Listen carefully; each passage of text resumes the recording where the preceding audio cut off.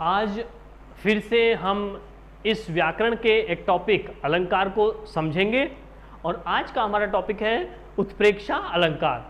तो उत्प्रेक्षा अलंकार क्या होता है? जहां संभावना व्यक्त की जाए, ठीक है, जहां तुलना बहुत कम हो, ठीक है, समानता बहुत कम हो। कैसे कि उपमेय और उपमान में भिन्नता होते हुए भी, उपमेय अलग चीज है, उपमान अलग चीज है, लेकिन फिर भी उपमेय में उपमान की संभावना व्यक्त की जाए कि ऐसा हो सकता है शायद, तो वहां पर उत्प्रेक्षा अलंकार समझा जाना चाहिए, ठीक है। और यहां पर हम देखेंगे कि जिस भी काव्य पंक्ति में जनु मनु, जानो मानो और जनहु मनहु इस प्रकार के शब्द जिस भी काव्य पंक्ति में हमको देखने को मिलेंगे वहां पर उत्प्रेक्षा अलंकार होगा। और उत्प्रेक्षा अलंकार के तीन भेद हैं। सबसे पहला है वस्तुत्प्रेक्षा। वस्तुत्प्रेक्षा में क्या होता है? एक वस्तु में दूसरी वस्तु की संभावना की जाती है, ठीक है। कैसे की जाती है समझेंगे कि लिखा गया है सोहत ओढ़े पीत पट श्याम सलोने गात। यहां पर लिखा गया है कि कृष्ण जी जो हैं वो सोहत का मतलब है सुशोभित हो रहे हैं। कैसे?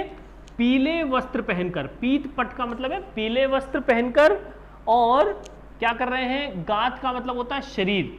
कृष्ण जी का शरीर काले रंग का है, सांवले रंग का है थोड़ा। तो कृष्ण जी के सांवले शरीर पर क्या हो रहा है? पीले वस्त्र सुशोभित हो रहे हैं और उसको देखकर ऐसा लग रहा है मानो कि नीले रंग के पर्वत पर, शैल का मतलब पर्वत, नीले रंग के पर्वत पर प्रभात का मतलब है सुबह का और आतप का मतलब है धूप, सुबह की धूप पड़ रही हो, ठीक है। तो कृष्ण जी का सांवले रंग का शरीर पर पीले रंग के वस्त्रों को देखकर ऐसा लग रहा है कि जैसे नीले रंग के पर्वत पर सुबह की पीली धूप पड़ रही हो। तो यहां पर इस काले शरीर की तुलना नीले पर्वत से की गई है और यहां पर ये जो धूप की तुलना यहां पर पीले वस्त्रों से की गई है, संभावना बताई गई है। नेक्स्ट हमारा है हेतुत्प्रेक्षा। हेतु का मतलब होता है कारण, जहां अहेतु में हेतु की संभावना की जाए। अहेतु का मतलब कारण नहीं है फिर भी जिसको कारण माना जाएगा तो वो हेतुत्प्रेक्षा कहलाएगा। कैसे कहलाएगा? लिखा है कि मनहु कठिन आंगन चली ताते राते पाए, कि कठोर आंगन पर चलने से उस नायिका के पैर कैसे हो गए हैं? वो बिल्कुल लाल रंग के हो गए हैं, लहू लुहान से दिखाई दे रहे हैं, प्रतीत हो रहे हैं। तो ये इन नायिका के पैरों का लाल होने का कारण क्या है? ऐसा माना जा रहा है उसके नायिका के पैर लाल किस कारण से हो गए हैं? धूप में चलने के कारण या कठोर आंगन पे चलने के कारण। लेकिन उसका वास्तविक कारण ऐसा नहीं है, बल्कि वो नायिका बहुत सुंदर है और उसके पैर पहले से ही बहुत ज्यादा सुंदर हैं, कोमल हैं, मुलायम हैं। तो इसलिए उसके पैरों के लाल होने का कारण कठोर आंगन नहीं है, फिर भी उसका कारण ये माना जा रहा है। तो इसलिए कारण नहीं हो फिर भी कारण माना जाए तो हेतुत्प्रेक्षा कहा जाएगा। नेक्स्ट हमारा अलंकार है फलोत्प्रेक्षा। फल, फल का मतलब होता है परिणाम। जो रिजल्ट है वो दूसरा है, लेकिन हम किसी दूसरे परिणाम को मान रहे हैं, तो जहां परिणाम नहीं हो फिर भी उसको परिणाम माने तो वो हमारा हो जाएगा फलोत्प्रेक्षा अलंकार, ठीक है। कैसे हो जाएगा? कि नित्य ही नहाता है क्षीर सिंधु में कलाधर। कलाधर का मतलब है चंद्रमा। चंद्रमा क्या करता है? नित्य, रोजाना शाम को क्या करता है? निकलता है और फिर सुबह वो डूब जाता है, समुद्र के किनारे डूबता हुआ प्रतीत होता है, नीचे अस्त हो जाता है। तो हमको क्या लगता है? कवि ने ऐसी कल्पना की है कि जो चंद्रमा है वो उस सिंधु में डूब रहा है। क्यों डूब रहा है? ऐसा कवि ने माना है कि शायद उस सुंदरी, वो जो सुंदर नायिका है, उस नायिका के मुख की समानता पाने के लिए, जबकि ऐसा नहीं है। ठीक है, कवि ने क्या माना है कि वो जो चंद्रमा है उस सुंदरी के मुख की समानता को पाना चाहता है, वो भी नायिका के समान सुंदर बन जाना चाहता है, लेकिन वास्तव में ऐसा नहीं है। चंद्रमा का उदय होना और अस्त होना यह एक सार्वभौमिक सत्य है, निरंतर चलने वाला क्रम है। ठीक है, तो इस प्रकार से संभावना की जाती है जो सर्वथा सत्य नहीं होता है। तो इस प्रकार हमने समझे उत्प्रेक्षा के 3 भेद, वस्तुत्प्रेक्षा, हेतुत्प्रेक्षा और फलोत्प्रेक्षा।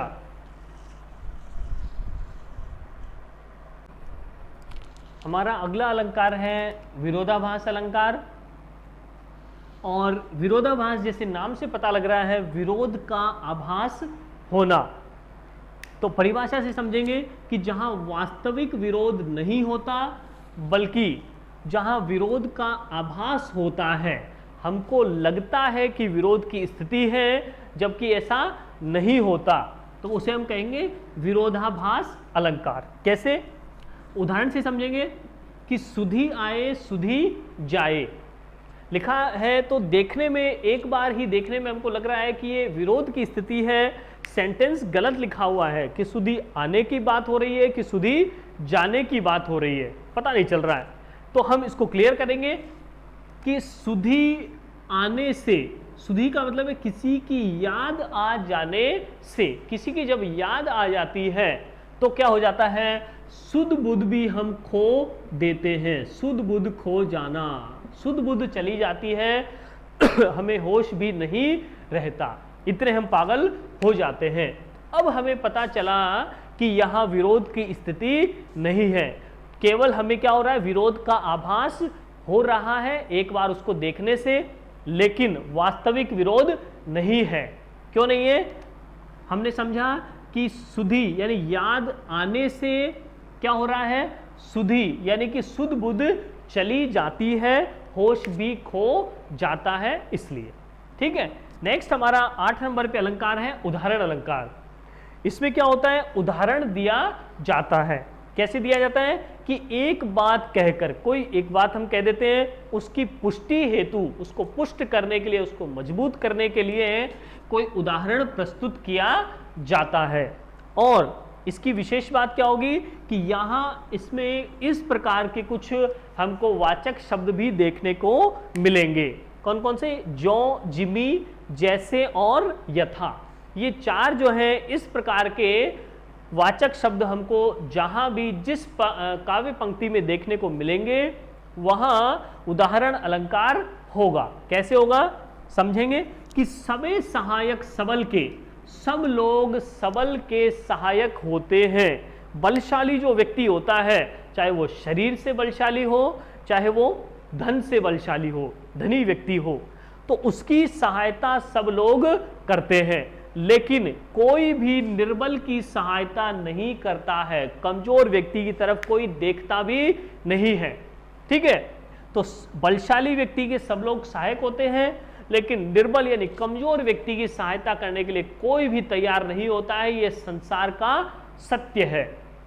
किस प्रकार? इस बात को हम उदाहरण के माध्यम से पुष्ट कर सकते हैं, मजबूत कर सकते हैं। कैसे? कि जिस प्रकार ये जो पवन है, जो हवा है, वो क्या करती है, आग को, आग जैसे आग लगी हुई है तो उस आग को तो क्या करती है, वो और बढ़ा देती है। जैसे हवा लगेगी तो आग और बढ़ती जाएगी, लेकिन जो दीपक होगा उस दीपक की रोशनी कम होगी और उस दीपक की रोशनी को, उस दीपक को ये जो पवन है, ये जो हवा है, वो बुझा देगी। ठीक है ना? तो इस प्रकार हम कह सकते हैं कि जो बलशाली होगा उसके लोग सहायक होंगे, निर्बल जो होगा उसकी सहायता करने के लिए कोई तैयार नहीं होगा, बल्कि उसको दबाया जाएगा, उसका दमन किया जाएगा। तो हमने यहाँ क्या समझा कि कोई एक बात कही जाए, उसको पुष्ट करने के लिए कोई उदाहरण दिया जाए। तो इस प्रकार से ये हमारा उदाहरण अलंकार समाप्त होता है। इस प्रकार हमारे सिलेबस में हमने ये प्रमुख अलंकारों का अध्ययन किया। धन्यवाद।